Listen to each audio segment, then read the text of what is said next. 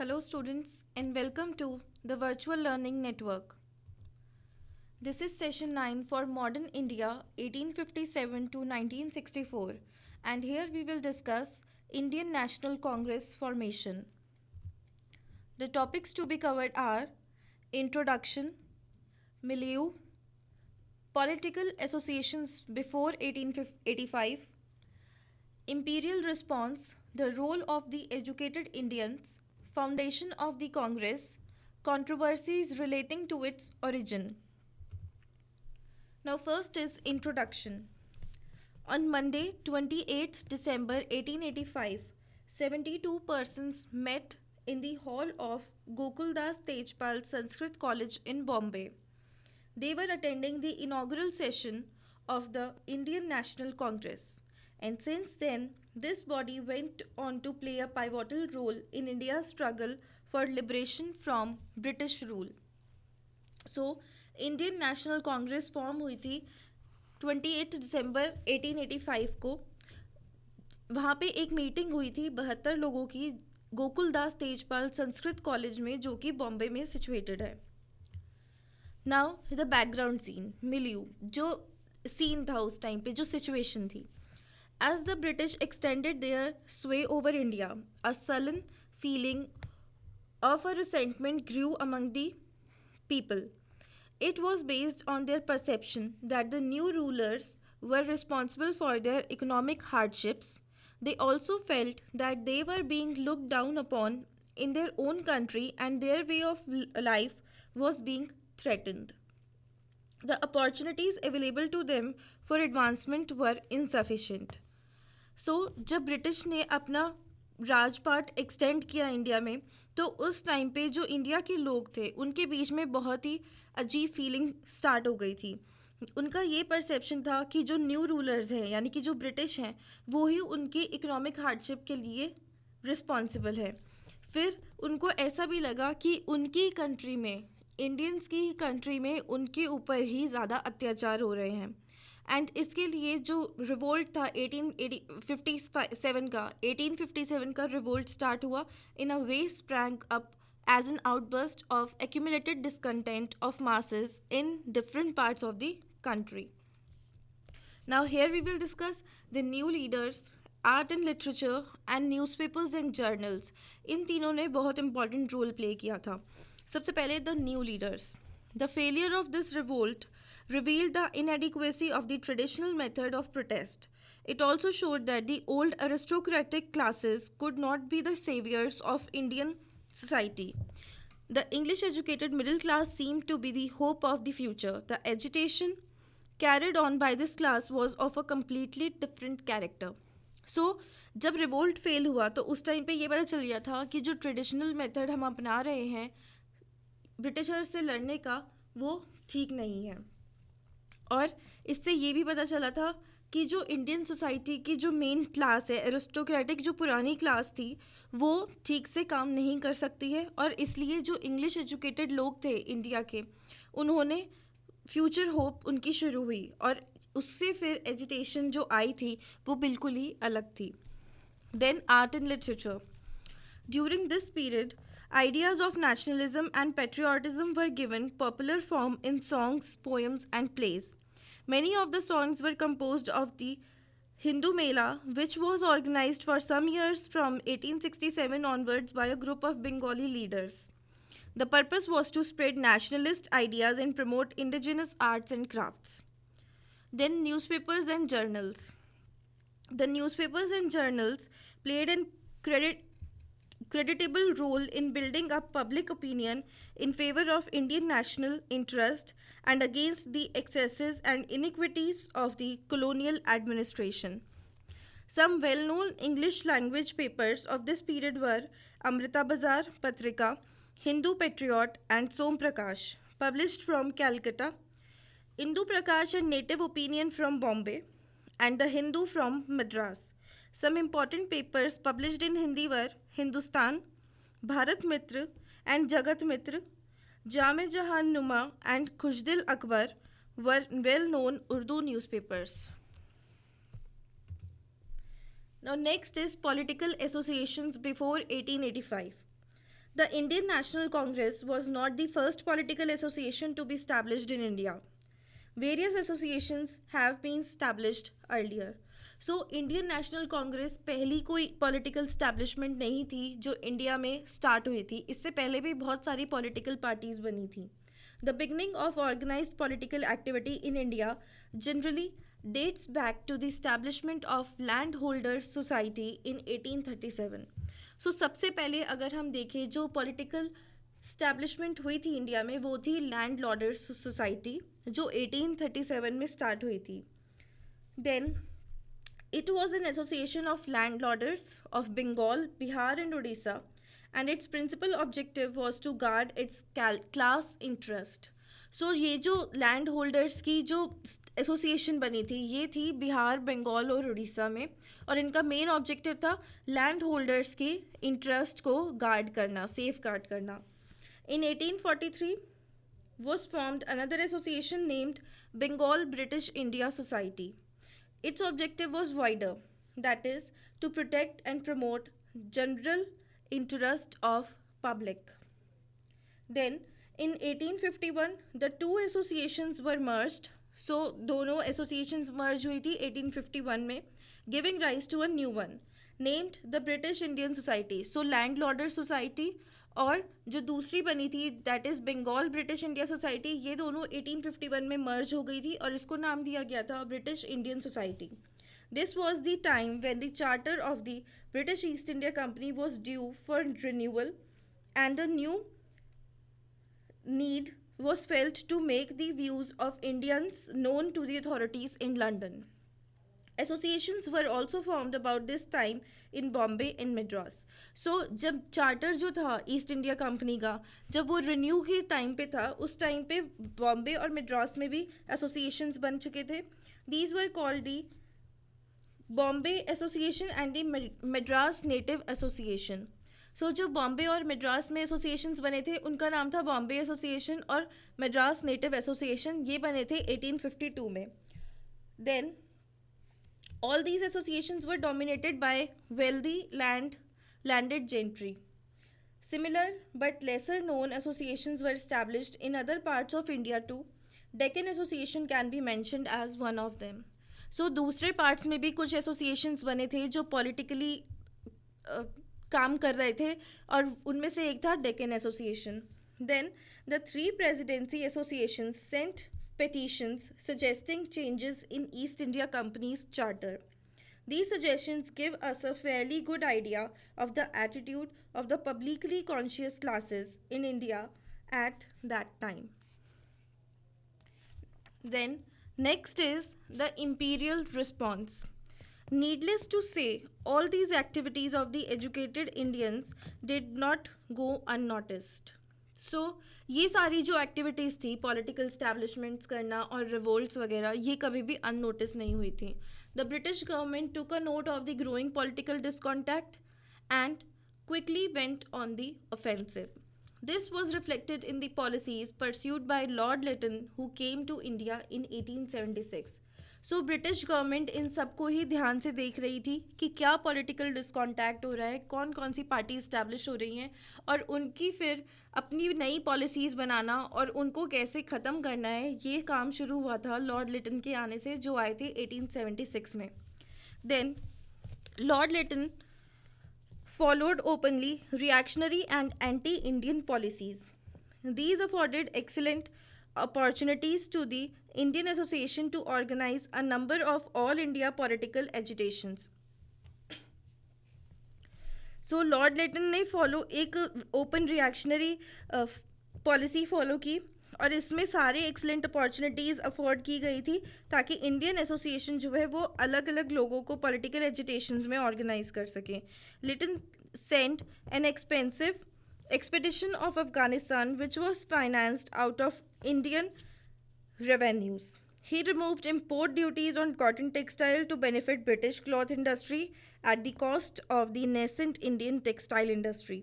These steps were resented by politically conscious Indians. So Lord Lytton ने क्या किया, उन्होंने कॉटन टेक्सटाइल पे से इम्पोर्ट ड्यूटीज़ हटा दी थी जिससे ब्रिटिश को फ़ायदा हो रहा था और इंडियन टेक्सटाइल को बहुत ज़्यादा नुकसान हो रहा था. Then came Lord Ripon. Lord Lytton was succeeded by Lord Ripon in 1880. Ripon's approach was different.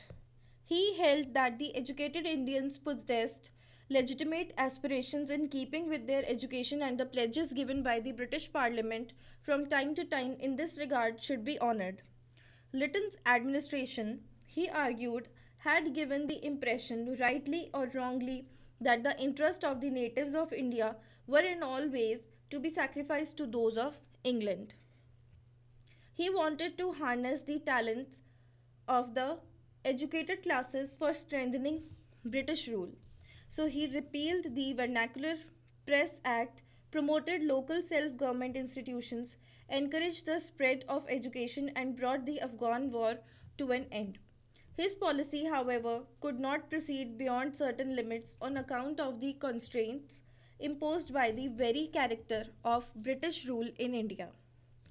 So Lord Lytton जो थे उन्होंने वर्नाकुलर प्रेस एक्ट को रिपील किया और सेल्फ गवर्नमेंट इंस्टीट्यूशंस को प्रमोट किया, और इसीलिए जो स्प्रेड ऑफ एजुकेशन था वो भी उन्होंने काफ़ी प्रमोट किया था, क्योंकि उन्हें लगता था ब्रिटिश पार्लियामेंट ने जो भी प्लेजेस ली हैं उनको टाइम टू टाइम रिगार्ड करना और ऑनर करना ज़रूरी है. Next is the role of the educated Indians. Now, in the Indian context, during our period of the term, educated middle class stood for groups which acquired Western education and began to assert some kind of regional or national leadership. So Indian context में अगर देखें तो जो educated Indians थे, educated middle class, वो भी एक तरह से लीडरशिप में आ गए थे. जिन्होंने वेस्टर्न एजुकेशन एक्वायर की थी उन्होंने भी रीजनल और नेशनल लीडरशिप दिखानी शुरू कर दी थी, पॉलिटिकल स्टैब्लिशमेंट्स में आ गए थे. The social composition and outlook of these groups was significantly different from these of the princes, chiefs, and zamindars who had earlier led resistance movements against the British. So, during the 19th century, this class made a significant contribution to Indian life by championing the cause of religious and social reforms, writing patriotic songs, plays, and novels, preparing economic critique of British rule, and establishing political organisations. So 19th century में भी जो educated Indians थे उन्होंने काफ़ी सारी reform movement शुरू करी जो रिलीजियस और सोसाइटल दोनों थी. पेट्रियाटिक सॉन्ग लिखने शुरू किए जो कि इनक्रेज करता है फ्रीडम स्ट्रगल को, और प्लेज और नॉवेल्स भी लिखे थे, और साथ में ब्रिटिश रूल को इकोनॉमिकली क्रिटिसाइज किया एंड पॉलिटिकल ऑर्गेनाइजेशंस भी फॉर्म किए. Next is the foundation of the Congress. Now, some relevant issues related to the foundation of the Congress, its initial scope and activities, resolutions passed, and the extent of the participation by various sections can be grouped as the first meeting, then presidential speech, participation, and proceedings and resolutions. Now, first meeting. The credit for organizing the first meeting of the Indian National Congress goes to A.O. Hume. So A.O. Hume ने सबसे पहले first meeting organise करवाई थी, उन्हीं को पूरा credit जाता है इसका. He was a retired government servant who had chosen to stay back in India after retirement. He was on very good terms with Lord Ripon and shared his view that the emergence of the educated class should be accepted as a political reality and that timely steps should be taken to provide legitimate outlets to the grievances of this class and efforts to be made to satisfy its ambitions. So, जो A.O. Hume थे उनकी काफ़ी अच्छी दोस्ती थी Lord Ripon के साथ, और उन्होंने ये व्यूज़ शेयर किए उनके साथ कि जो एजुकेटेड क्लास है अब वो बहुत ज़्यादा ग्रो करने लग गई है इंडिया में, और जो उनके एम्बिशंस हैं, एम्स हैं, उनको भी सेटिस्फाई करना ज़रूरी है, और इसलिए उनकी जो पॉलिटिकल रियलिटी है उसको भी एक्सेप्ट करना पड़ेगा अब ब्रिटिश रूल को. Then next is the presidential speech. The presidential speech of the first Congress president was aimed at stating explicitly the scope, character and objectives of the Congress. So जो first presidential speech थी Congress president की, उसमें ज़्यादातर उसका scope था कि कांग्रेस की क्या कैरेक्टरिस्टिक्स हैं, किस लिए वो फॉर्म हुई है और उसके ऑब्जेक्टिव्स क्या हैं. More over The presidential speech also sought to remove many apprehensions and misgivings which might have arisen in the mind of the people about the exact intentions of the Congress. So, जो लोगों के दिमाग में गलत भी था कांग्रेस को लेके या जो वो समझ रहे थे कांग्रेस को, वो सारी चीज़ें हटाने के लिए भी कांग्रेस ने अपनी फर्स्ट मीटिंग में सारे पॉइंट्स क्लियर किए थे. The aims and objectives of the Congress were defined very clearly by the president. He described the objectives as promotion of personal intimacy and friendship among the countryman, मतलब भाईचारा बढ़ाना. Then eradication of all possible prejudices relating to race, creed and provinces. So जो race creed और caste system से related जितनी भी problems थी उन सबको हटाना.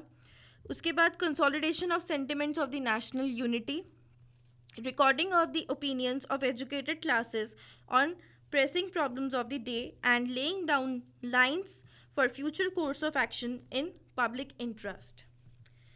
Next is participation.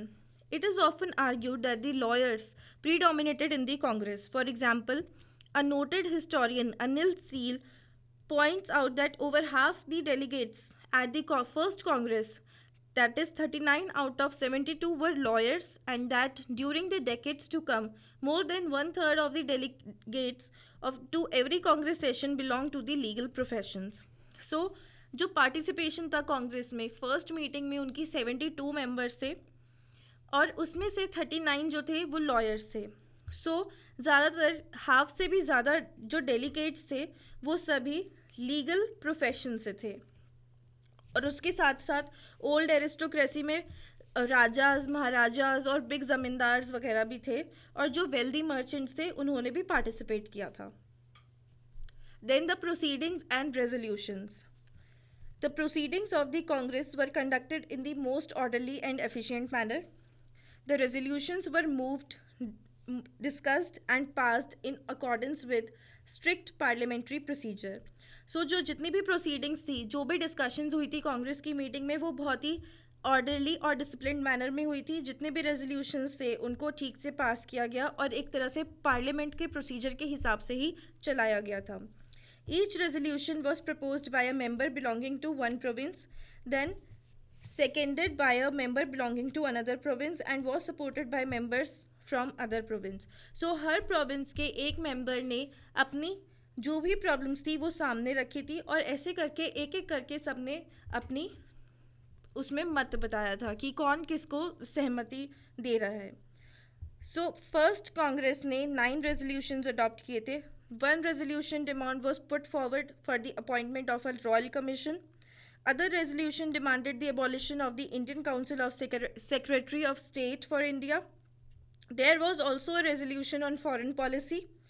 Other resolution covered subjects like liberalizing the constitution and functions of the central and provincial legislative councils, holding of simultaneous examination for the civil service in Britain and India, and the need to reduce expenditure on the army. Then next is the controversies relating to its origin. Now here we have some of the controversies which are related to the origin of Indian National Congress.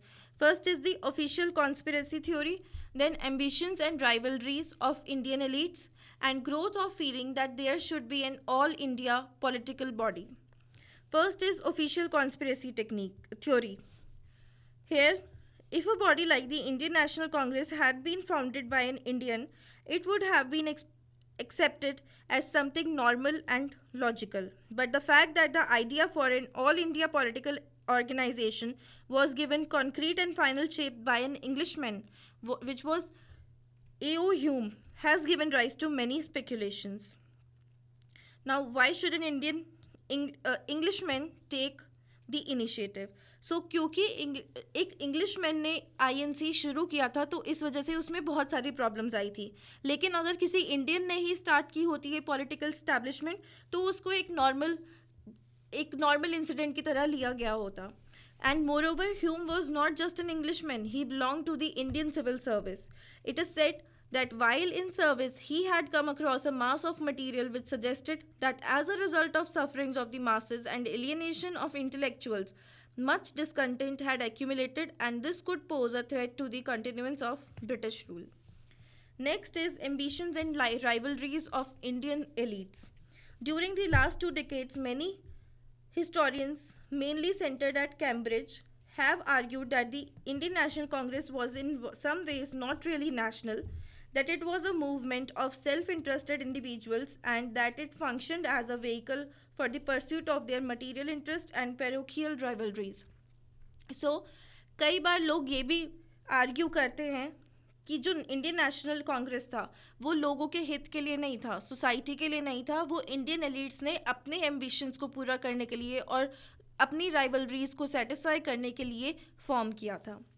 Next is the growth of feeling that there should be an all India political body.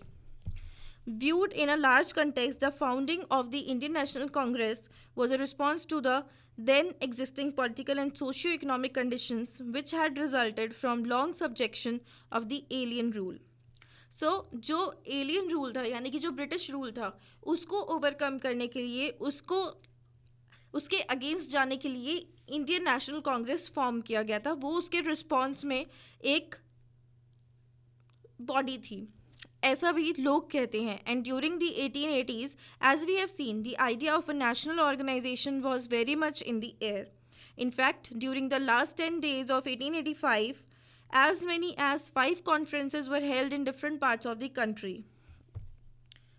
So, जो एक controversy इसके साथ ये भी है कि Indian national Congress इसलिए form की गई थी क्योंकि एक लोगों में फीलिंग आ गई थी कि उन्हें एक ऑल इंडिया बॉडी चाहिए जिसमें सिर्फ इंडियंस हों और जो इंडिया की सोसाइटी और इंडियन मैन के बारे में सोचे. Now here are some questions for you. First is, which section of the society did the educated Indians came from? And second is, what do you understand by safety valve theory? That's all for this session. Thank you and have a nice day.